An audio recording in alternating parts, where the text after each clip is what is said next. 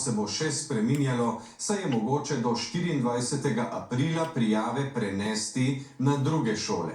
Omejitev je več kot na fakultetah, zato so številni devetošolci pod velikim stresom, saj so se gnali, da bi zbrali čim več točk. Stroka ob tem že več kot desetletje opozarja, da je sistem vpisa, kjer šteje prav vsaka ocena zadnjih 3 let osnovne šole, neustrezen in krivičen. Učenci do zadnjega zbirajo točke in čakajo na objavo o omejitvi vpisa, učitelji poročajo v pritiskih. Povprečna ocena iz leta v leto raste, znanje otrok temu ne sledi. Za vpis na neko, ljubljansko gimnazijo odloča, ali je pri športni vzgoji 5-krat zadev koš, od 5 poskusov ali ga 4-krat. Že pred 10 leti smo nekateri vedeli, da to ni pravično. Ocena na eni šoli namreč ni enaka oceni na drugi šoli. Zakaj je sistem točkomanije že zdavnaj preživet? Kdo in kdaj ga bo vendarle spremenil? 24-ur inšpektor po oglasih. V nadaljevanju v športu pa... Nepremagljiv ne spreglejte pa tudi...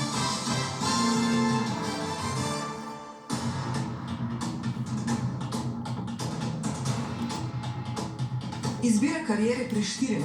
Skrbi me to, ko bom točk imel na koncu, ker tudi na ono šola, ki hočem iti, če bom prišel gor, bom bil tudi bolj od spodaj, bolj na spodnji meji. 3-letna borba za ocene, vpisne točke za želeno srednjo šolo. Pred vsakim testom, spraševanjem si tako računamo si vse te točke, zdaj, ki ni več tako dolgo, do konca šolskega leta. Negotovost do zadnjega trenutka. Nikoli ne veš, koliko ljudi se bo vpisalo na eno gimnazijo in koliko bo mejo. Vpisi v srednje šole skozi oči Matica, Zarje in Ane, 14-letnikov, ki gredo skozi postopek izbire vpisa selekcije. V sistemu, za katerega stroka že leta opozarja, da ni ustrezen, da ustvarja pritisk na učitelje, povzroča stres učencem in je velikokrat nepravičen. Da je sistem vpisovanja v srednje šole, ko pride do omejitve vpisa, slab, smo že raziskovalno opozarjali še več kot 10 let. Ker govorimo o točkomaniji, sistem, ki je med drugim pripeljal tudi do razvrednotenja ocen, inflacije petk. Karkoli, kar bo spremenjeno, bo boljše, kot je to sedaj.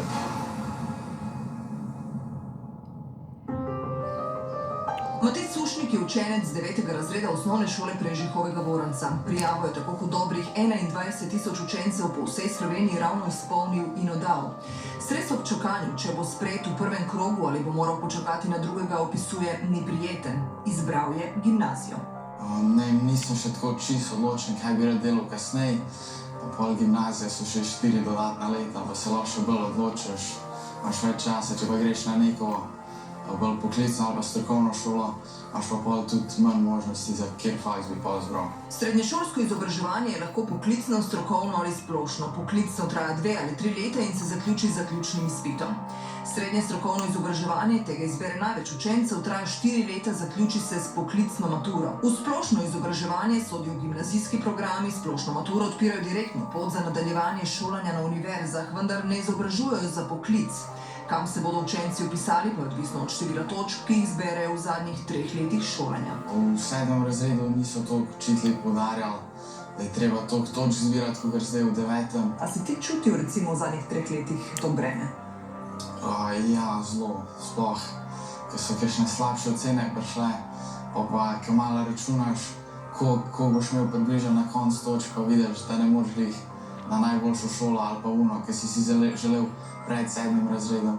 Šteje vsaka zaključna ocena razen izbirnih predmetov. Skupaj jih lahko zberejo 175 po 55 v 7. in 9. razredu ter 65 v 8. To je najbolj, kako rečem, stresno, zaradi tega, ker se moramo vpisati, preden sploh končamo 9. razred in ti še ne veš, kako se bojo vsi predmeti obrnili, ali boš lahko popravil kakšne ocene, ali boš lahko izboljšal. Zarja je do zadnjega tehtala, kaj je zanjo najbolj primerna izbira. Pri tem je treba biti tudi realen.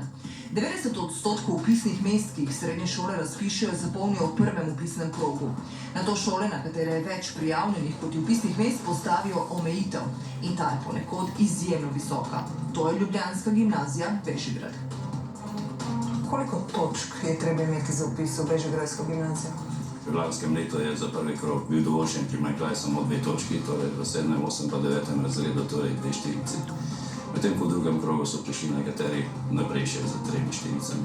V drugem krogu pa je vpisnih mest precej manj, samo 10% vseh. 14-letna Ana Vesič-Žurič si želi ravno v to šolo. Sem na meji, ampak če naredim, da v redu na PZ bo v redu. Kaj pomeni na meji? Pomeni, da v bistvu to leto bom izgubila še 1 točko, tako in jih bom imela 172. Je odvisno od količine ljudi, ki se bo vpisala na to gimnazijo. Ocene so torej postale tako zelo pomembne, da povzročajo nenehen stres. Izgubile so funkcijo, ker so v preveliki meri postale selekcijske. Šola je kar tako stresna včasih, zaradi teh točk. In težava je, ker te niso vedno tudi odraz znanja. Šolske ocene so v povprečju naraščale tako za desetinko na 10 let.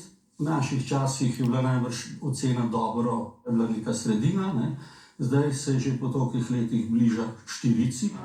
Direktor Državnega izpitnega centra in profesor fizike Darko Zupan že leta zaskrbljeno spremlja gibanje ocen. To so povprečne ocene v 9. razredu osnovne šole v zadnjih 15 letih. Te vztrajno rastejo. V drugem letu epidemije COVID-19 so dosegli svoj vrh.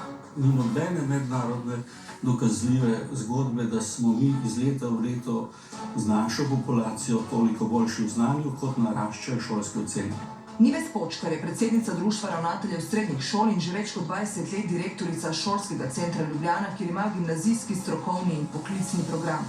Že leta pri mladih, ki vstopajo v srednjo šolo, opaža manj znanja. Žal je to dejstvo. To ni izjema. Ocene so višje, znanja je pa manj. In to je absolutno tudi posledica korone, s tem se strinjam. In pa največ res posledica, da so starši v našem šolskem sistemu šli predaleč.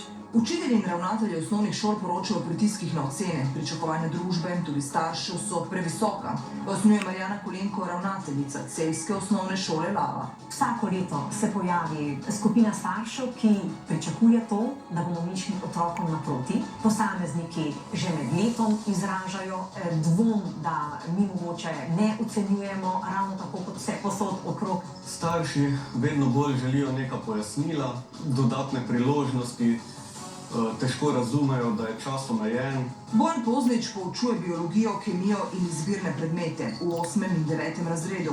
Ravno na dan, ko smo ga obiskali, je učencem vrnil teste. Le 3 so pravi pisali za 5. Opažam nek halo efekt, da smo kot šola prezahtevni, se dogajajo neki strahovi in pa pritiski, ko pride do ocenjevanja. Ampak kaj to pomeni konkretno? Konkretno, naprimer, pri vračilu testa so nekateri razburjeni, nekateri pretrgajo test, potem glasno vzrokijo. Sicer ni to vedno, ampak se dogaja. Otroških stisk tudi zaradi pričakovanja visokih ocen je, opažajo na šolah, vse več. Od šole do šole je pač različno in različni učitelji zahtevajo različno raven znanja. Na nekaterih šolah je, ne vem, biologija zelo težja, a pa lažja. Angleščina je tudi zelo lažja ali pa težja. Je 5 enaka 5? 5 na eni šoli in enaka 5 na drugi šoli. To je pa že splošno znano dejstvo. Včasih je bilo tako, da je učitelj, ki je v prvem letniku začel, vedel, kje naj začne. Zdaj tega ni več, ne? Zdaj moramo ugotoviti sploh, kakšno znanje imajo. Je to resen sistemski problem, ki ga bo treba začeti reševati.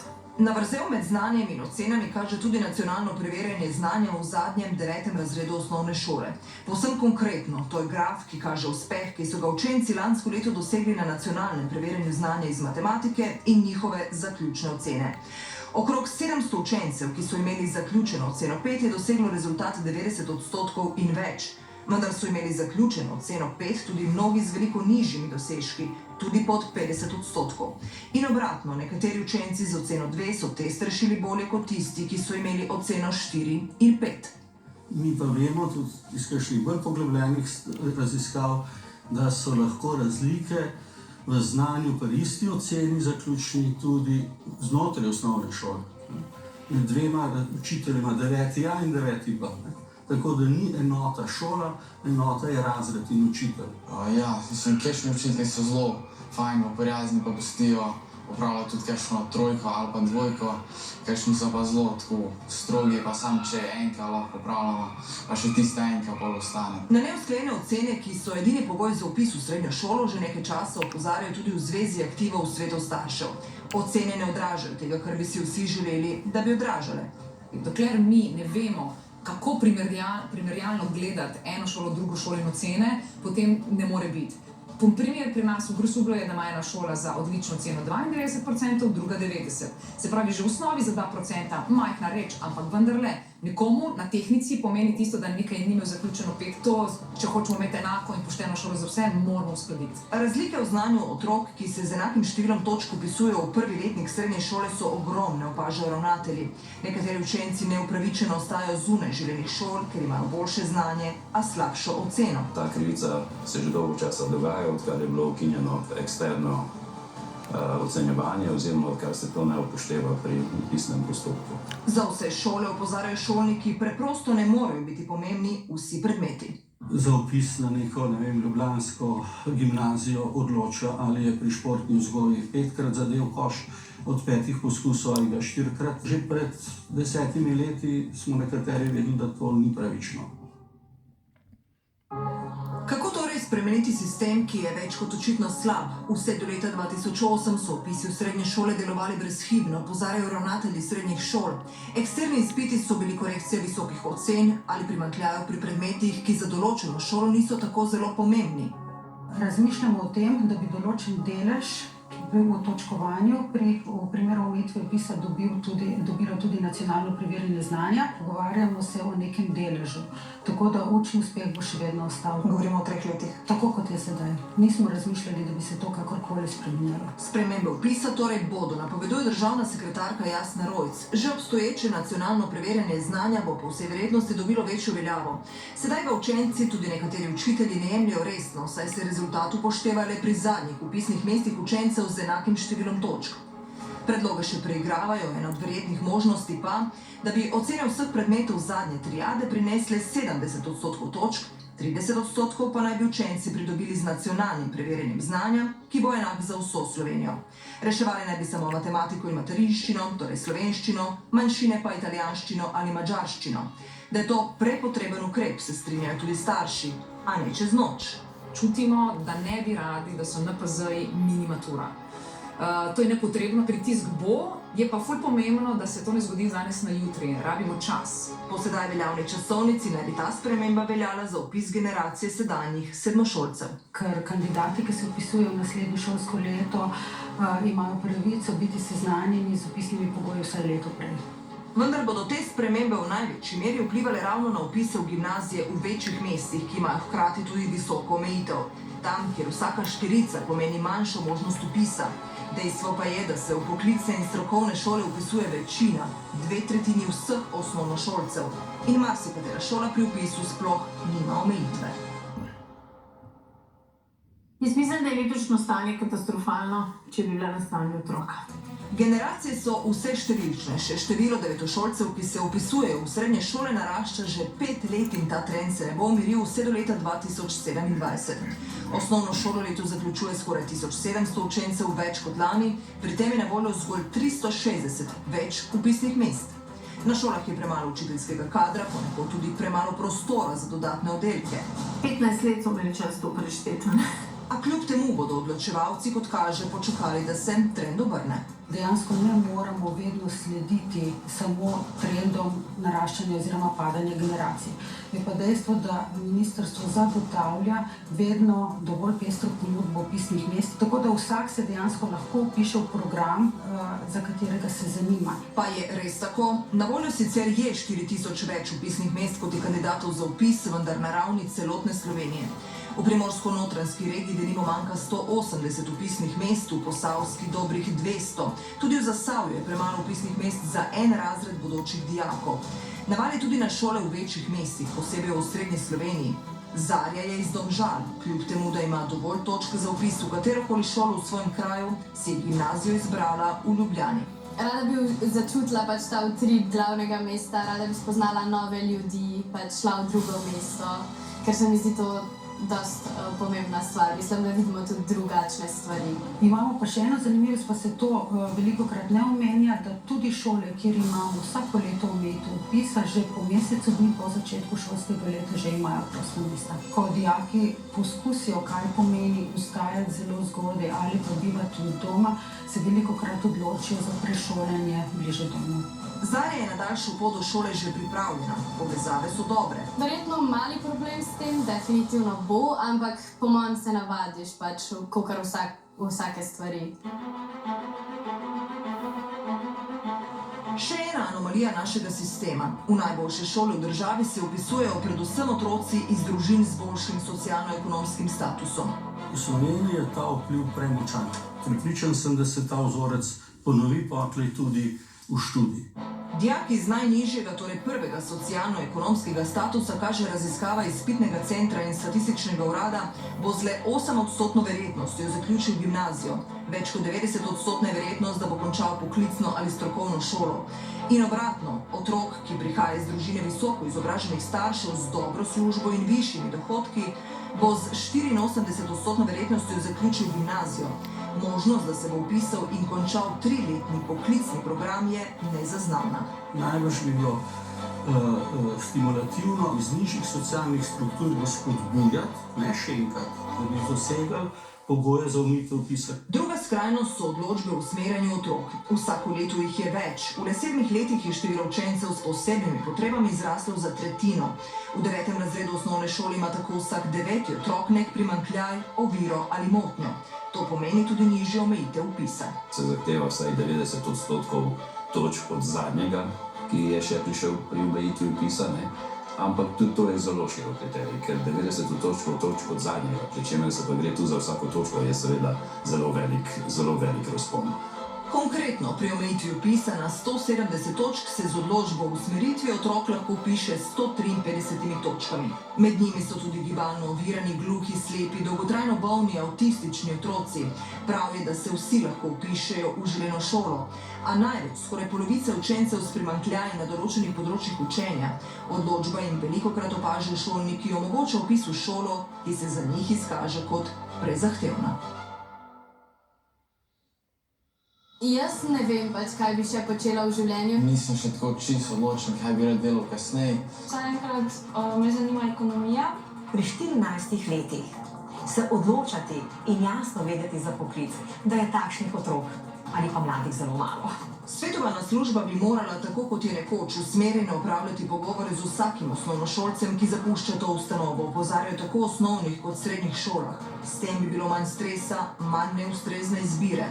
Težko me bo kdo prepričal, da nimamo časa pol ure za vsakega učenca, ki ga imamo na šoli, da se z njim ne moramo pogovoriti. Da bi otroci res spoznali svoja močna področja, na katere lahko računajo. Vpisi v srednje šole pa so le majhen del nujno potrebne prenove šolskega sistema. Šolski sistem je tako obsežen sistem, da težko samo z enim vidikom, z eno platjo razrešiš težave. Učni načrti za osnovno šolo se niso spreminjali že 12, za srednjo pa že 15 let. Se je pokazalo, da je marsikateri učni načrt preobtežen s cilji, da ni več primeren tudi s sodobnim oblikam poučevanja. Eno od teh je tudi poučevanje na daljavo.